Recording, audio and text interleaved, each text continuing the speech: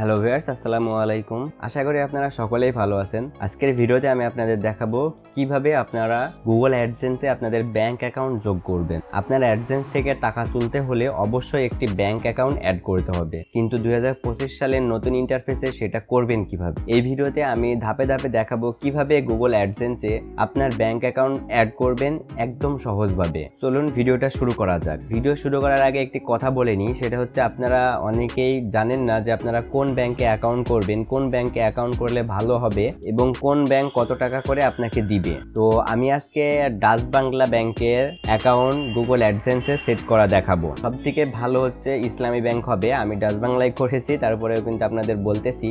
এটার কারণ হচ্ছে ইসলামী ব্যাংক খুব তাড়াতাড়ি টাকাটা দিবে এবং ডাচ বাংলা ব্যাংক টাকা দিতে একটু লেট করবে। যদি আপনার টাকা ইউটিউবের টাকা 21 তারিখে আসে, তাহলে সেই টাকাটা ইসলামী ব্যাংকে নিতে গেলে 23 তারিখ থেকে 25 তারিখের মধ্যেই পেয়ে যাবেন, সর্বোচ্চ 27 তারিখ। কিন্তু আপনারা যদি ডাচ বাংলাতে অ্যাকাউন্ট করেন, তাহলে আপনাদের টাকাটা নিতে গেলে পরের মাসের 1 তারিখ বা 2 তারিখে নিতে হবে এবং সেখানে হালকা কিছু ডলার রেটও কম আছে। ইসলামী ব্যাংক ডলার রেটটাও অনেক বেশি দিয়ে থাকে। যেহেতু আমি ডাচ বাংলাতে অ্যাকাউন্ট করে ফেলেছি, তাই আমি এখন ডাচ বাংলা ব্যাংকের অ্যাকাউন্টটা সেট করে আপনাদের দেখা। তো এটা আপনারা কোন কোন ব্যাংকের অ্যাকাউন্ট যুক্ত করতে পারবেন, এটা আপনারা যেসব ব্যাংকগুলোতে সুইফট কোড সাপোর্ট করে, মানে সুইফট কোড আছে, সেই সব ব্যাংকগুলোতে আপনি অ্যাকাউন্ট করলে সেই অ্যাকাউন্টগুলো আপনার অ্যাডসেন্সে দিয়ে পেমেন্ট রিসিভ করতে পারবেন। আপনারা সুইফট কোডগুলো সেই ব্যাংকের কোথায় পাবেন সেটা আমি ভিডিও চলাকালীন সময় আপনাদের দেখাই দিব। তো ভিউয়ার্স, এখন আপনাদের দেখাই যে কিভাবে আপনারা ব্যাংক অ্যাকাউন্টটা অ্যাড করবেন। ব্যাংক অ্যাকাউন্টটা অ্যাড করার জন্য আপনারা সরাসরি চলে যাবেন আপনাদের যে গুগল অ্যাডসেন্স আছে, আপনারা আপনাদের অ্যাডসেন্স অ্যাকাউন্টের ভিতরে চলে আসবেন। অ্যাকাউন্টের ভিতরে আসার পর এখানে আপনারা দেখতে পারবেন যে আপনাদের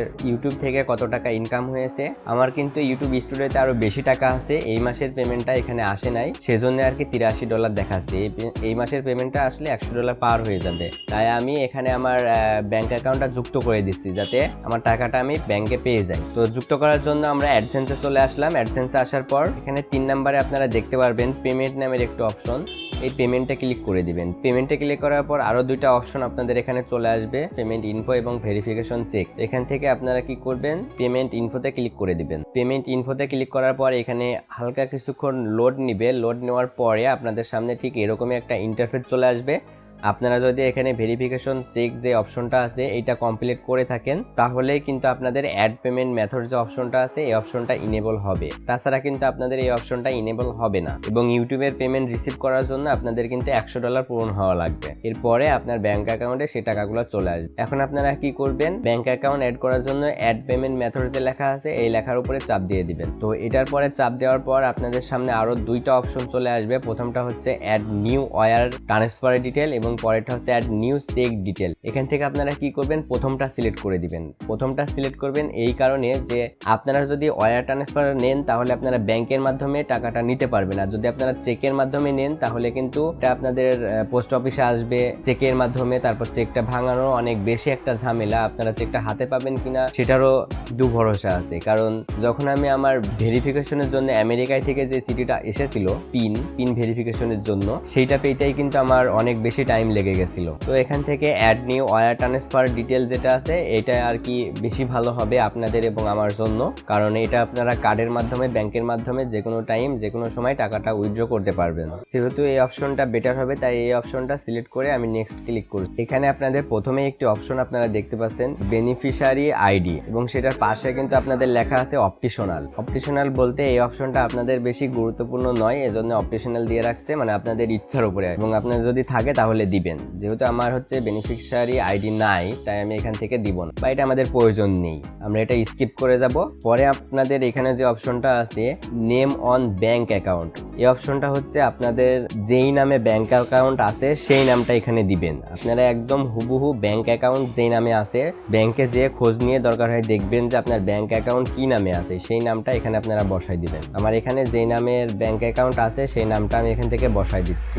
সেই নামটা বসানোর পর নিচে আসতে হচ্ছে ব্যাংক নেম, এখানে আপনাদের ব্যাংক নেমটা দিতে হবে। ব্যাংক নেম কোথায় পাবেন, ব্যাংক নেম নিতে হলে আপনারা গুগলে চলে যাবেন, একদম অ্যাকুরেট যে ব্যাংক নেমটা আছে সেই নেমটা খুলতে হলে গুগলে চলে আসবেন। এখানে আপনারা ডাচ বাংলা ব্যাংক এটা লিখে সার্চ করবেন। সার্চ করার পর আপনারা একটু নিচের দিকে যাবেন বা খোঁজাখুঁজি করবেন যে ডাচ বাংলা ব্যাংকের নতুন কোনো নাম আছে কিনা বা ফুল নেমটা কি, যেমন এই যে এখানে চলে আসছে ডাচ বাংলা ব্যাংক পিএলসি, এটা কিন্তু এখন ডাচ বাংলা ব্যাংকের ফুল নেম। তো এই নামটা আপনারা এখান থেকে কপি করে ওই পেজটাতে যেয়ে পেস্ট করে দিবেন আর কি। নেটে খুঁজবেন আপনাদের যে ডাচ বাংলা ব্যাংকের যে নামটা আছে সেই নামটা নেটে খুঁজবেন, অথবা সোনালী ব্যাংক হতে পারে, রূপালী ব্যাংক হতে পারে, বা অন্যান্য যে কোনো ব্যাংক হতে পারে। নেটে সার্চ করে খুঁজে আপনারা নামটা এখানে ফুল নেমটা বসাই দিবেন, অথবা ব্যাংকে যে খোঁজ নিতেও পারেন। ডাচ বাংলা ব্যাংক পিএলসি লাস্টে কিন্তু আমার ডট আছে, আমি ডটটা সহ কিন্তু এখানে দিয়েছি। এরপরে আমাদের এখানে কি বলতেছে সুইপ কোড। আপনাদের এখানে ডাচ বাংলা ব্যাংকের যদি আপনারা যে ব্যাংকের আন্ডারে অ্যাকাউন্ট করেছেন সেই ব্যাংকের সুইপ কোডটা এখানে বসাতে হবে। তো আমি এখানে ডাচ বাংলায় অ্যাকাউন্ট করছি, তাই ডাচ বাংলা সুইপ কোডটা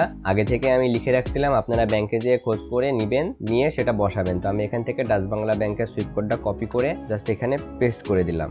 এরপরে আমাদের যেটা মোস্ট ইম্পর্টেন্ট একটা পার্ট, সেটা হচ্ছে অ্যাকাউন্ট নাম্বার। এখানে আপনাদের অ্যাকাউন্ট নাম্বারটা কিন্তু খুবই গুরুত্বপূর্ণ, তাই অ্যাকাউন্ট নাম্বারটা বসানোর সময় আপনারা খুব ধীরে সুস্থে দেখে দেখে বসাবেন, কয়েকবার মিলিয়ে নেবেন। আমি এখান থেকে আমার অ্যাকাউন্ট নাম্বারটা কপি করছি, আমার অ্যাকাউন্ট নাম্বারটা সঠিক আছে। আমি এখান থেকে অ্যাকাউন্ট নাম্বারটা কপি করে দুই জায়গাতেই পেস্ট করে দিই। অ্যাকাউন্ট নাম্বারটা বসানোর পর আপনারা চাইলে একটু মিলিয়ে নেবেন যে আপনারা অ্যাকাউন্ট নাম্বারটা সঠিক দিচ্ছেন কিনা।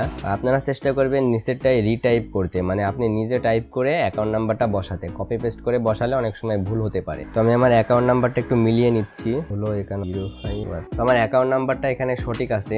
এবার আপনারা একবার তথ্যগুলো মিলিয়ে নেবেন। যেমন আপনারা এখানে কি দিয়েছেন, প্রথমে দিয়েছেন হচ্ছে নেম, তারপরে দিয়েছেন ব্যাংক নেম, তারপরে দিয়েছেন সুইপ কোড, তারপরে অ্যাকাউন্ট নাম্বার এবং পরেরটা রিটাইপ অ্যাকাউন্ট নাম্বার। সব তথ্যগুলো যদি আপনাদের এখানে ঠিক থাকে তাহলে আপনারা একটু নিচের দিকে যাবেন। একটু নিচের দিকে গেলে এখানে আপনারা দেখতে পারবেন সেভ লেখা আছে। কোনো জায়গায় কোনো কিছু করবেন না, এখানে যদি টিক মার্ক না থাকে তাহলে আপনারা টিক মার্কটা দিয়ে নেবেন। দেওয়ার পর এখানে জাস্ট সেভে ক্লিক করে দিবেন। সেভে ক্লিক করে দিলে আপনাদের এটা সেভ হয়ে যাবে। তো আমি সেভে ক্লিক করে দিয়েছি। তো সেভে ক্লিক করার পর আপনাদের সামনে ঠিক এরকমই একটা ইন্টারফেস চলে আসবে। আপনারা এখান থেকে দেখতে পারবেন যে আপনাদের এই অপশনটাই ব্যাংক অ্যাকাউন্ট নাম্বারের লাস্টের 4 সংখ্যা এবং আপনাদের নামটা এখানে চলে আসে। তো ভিউয়ার্স, এই ছিল মূলত আজকের ভিডিওটি। ভিডিওটি যদি ভালো লেগে থাকে তাহলে অবশ্যই লাইক করবেন, আর এমনই টেক রিলেটেড ভিডিও পেতে আমার চ্যানেলটি সাবস্ক্রাইব করে রাখবেন। ধন্যবাদ সবাইকে, আসসালামু আলাইকুম।